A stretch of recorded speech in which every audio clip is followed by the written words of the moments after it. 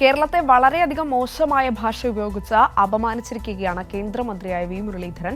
അവകാശങ്ങൾ ചോദിക്കുന്ന ഭിക്ഷയാചിക്കും പോലെയാണെന്ന് കേരളത്തെ അദ്ദേഹം അധിക്ഷേപിക്കുകയാണ്.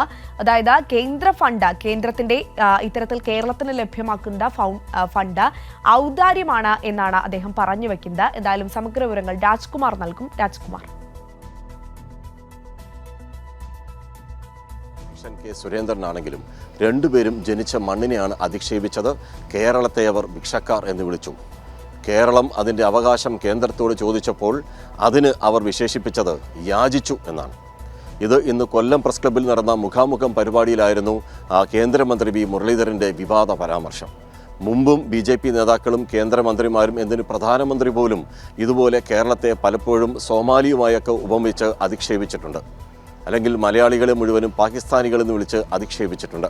അതിപ്പോൾ വീണ്ടും തുടരുന്നതാണ് ഇന്ന് ഏറ്റവും ഒടുവിൽ കണ്ടത്. സുപ്രീം കോടതിയിൽ കേരളം ഫയൽ ചെയ്ത അവകാശങ്ങൾക്ക് വേണ്ടി ഫയൽ ചെയ്ത കേസിലായിരുന്നു ഈ കേന്ദ്രമന്ത്രിയുടെ വിവാദ പരാമർശം. അതേസമയം കെ സുരേന്ദ്രൻ മറ്റൊരു സ്ഥലത്ത് പറഞ്ഞത് കേരളത്തിന് കേന്ദ്രം അനുവദിക്കുന്നത് ഔദാര്യമെന്നായിരുന്നു അദ്ദേഹത്തിൻ്റെ വിശേഷണം. എന്തായാലും രണ്ടുപേർക്കുമെതിരെ അതിശക്തമായ പ്രതിഷേധം കേരളത്തിൽ ഉയരും.